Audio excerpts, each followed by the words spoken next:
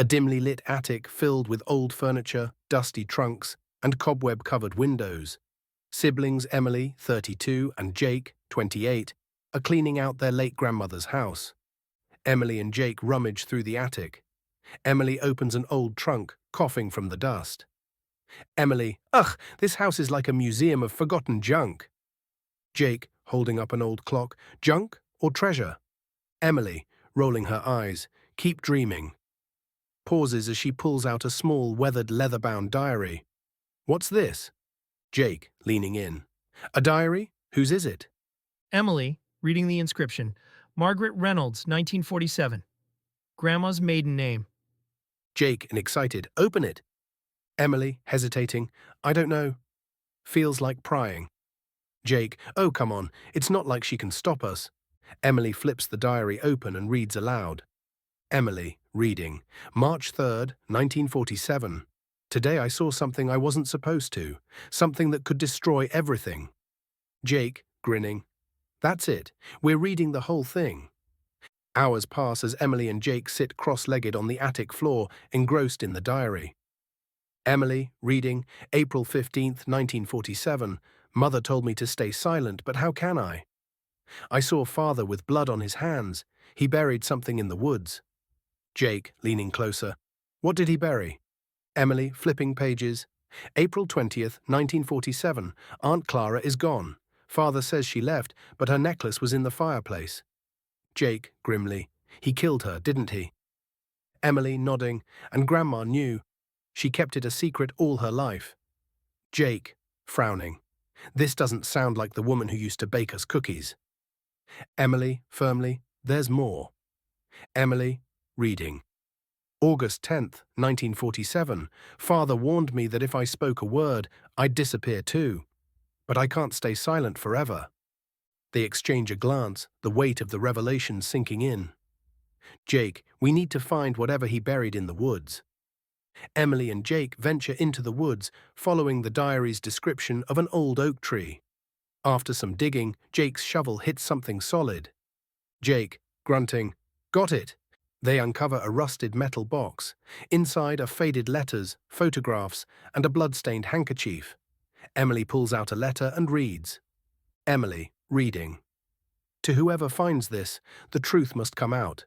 My father, Henry Reynolds, killed my mother and sister, Clara. He told me I'd be next.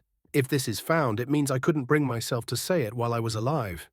Jake, staring at the handkerchief. That has to be their mother's. Emily, quietly.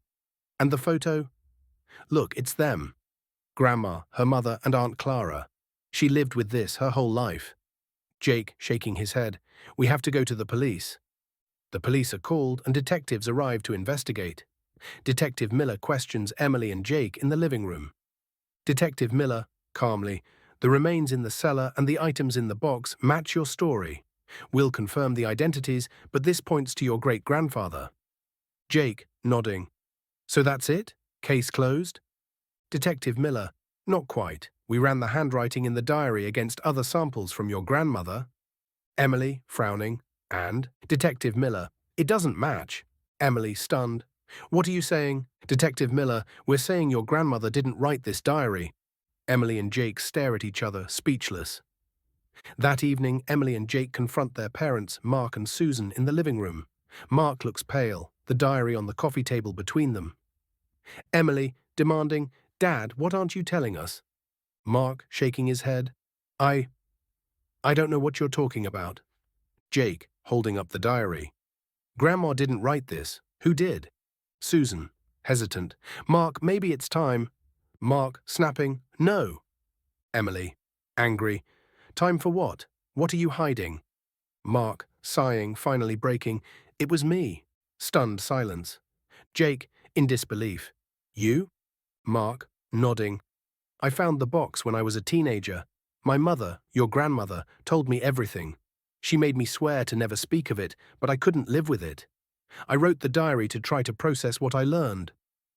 Emily, horrified. So all of this, Grandma's secrets, the murders, it's true. Mark, voice trembling, yes. She was terrified of her father. She hid the truth to protect herself, and me. Later, Emily and Jake are back in the attic, processing everything. Jake flips through the diary again and notices something odd. Jake, frowning. Wait a second. This entry, August 12th, 1947, doesn't make sense. Emily, looking. Why? Jake, pointing. Grandma's father died in July of 1947. Emily, pausing. What? Jake, flipping pages. There are more entries dated after he died. She wrote about being watched, but he was already gone. Emily, realizing someone else was involved. Emily and Jake return to the police station, showing Detective Miller the new entries. Detective Miller, reading aloud. September 5th, 1947. He's gone, but I'm not safe. Someone else knows. Someone who won't let me go. Jake, to Miller. Could there have been an accomplice? Detective Miller, grimly. It's possible. This case just got a lot more complicated. That night, Emily receives a strange phone call. The voice on the other end is low and raspy. Voice, you should have left it buried. The line goes dead. Emily stares at the phone, trembling. Emily whispering, Jake, rushing in. What's wrong? Emily, terrified, I think it's not over. Emily and Jake rush to the police station the next morning, visibly shaken by the threatening phone call. They sit with Detective Miller in his office. Emily, frantic, someone called me last night. They said, you should have left it buried. Detective Miller, leaning forward. Did they say anything else? Emily, number. Just that. Jake, angrily, whoever this is, they know about the diary, the box, everything. Detective Miller, calmly, we're going to trace the call, but you need to be cautious. If there's an accomplice, they might still be alive and feel threatened by what you've uncovered. Later, Detective Miller returns with information about the call. Detective Miller to Emily and Jake. The call came from a landline registered to a local resident, a man named Thomas Greer. Emily, frowning, Greer, I don't know that name. Jake, thinking, wait, wasn't there a Greer who used to work for great-grandfather Henry? Detective Miller, nodding. Thomas Greer was Henry's farmhand. Records show he lived on the property until 1950. He disappeared after your great-grandfather died. Emily, shocked. Are you saying Greer could have been involved in the murders? Detective Miller. It's possible. If Henry trusted him, he might have helped cover up the crimes, or even committed some himself. Emily and Jake, along with Detective Miller, visit the address tied to Thomas Greer. It's a run-down farmhouse on the edge of town. An elderly man answers the door, thin, with piercing eyes and a cane. Greer, gruffly, what do you want? Detective Miller, Mr. Greer, we're here about the Reynolds family. Greer stiffens but tries to hide his reaction. Greer, don't know what you're talking about. Emily, stepping forward, you were my great-grandfather's farmhand. You knew him. Greer, sneering, everyone knew Henry Reynolds. Tough man. Did what needed doing. Jake, angrily, like killing his wife and sister-in-law. Did that need doing too? Greer, narrowing his eyes, you don't know what you're talking about. Detective Miller, firmly, we know more than you think, Mr. Greer. We have the diary, the remains, and your phone call last night to Miss Reynolds here. Greer's expression darkens, and he steps back into the house. Miller follows, motioning for Emily and Jake to stay behind. After a tense moment, Greer confesses. Greer, gritting his teeth, fine. I helped him, but I didn't kill anyone. That was all Henry.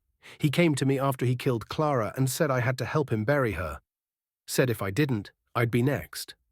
Detective Miller, calmly, why make the call last night?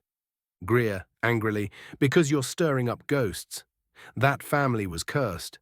Henry was a madman, but Margaret wasn't much better. She knew about it all and let it fester. I've lived my whole life trying to forget.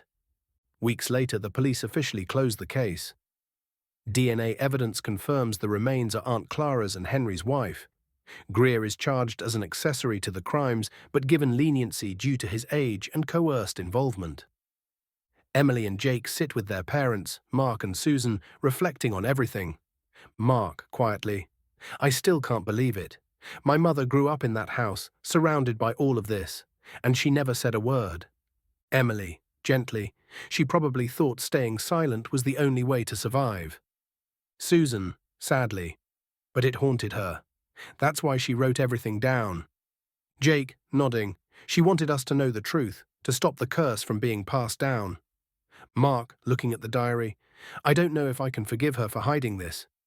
Emily, softly. It's not about forgiveness, Dad. It's about understanding. Emily and Jake return to the woods one last time. They stand by the old oak tree, now marked with a plaque for Clara and Henry's wife. Emily, placing flowers. They deserve this.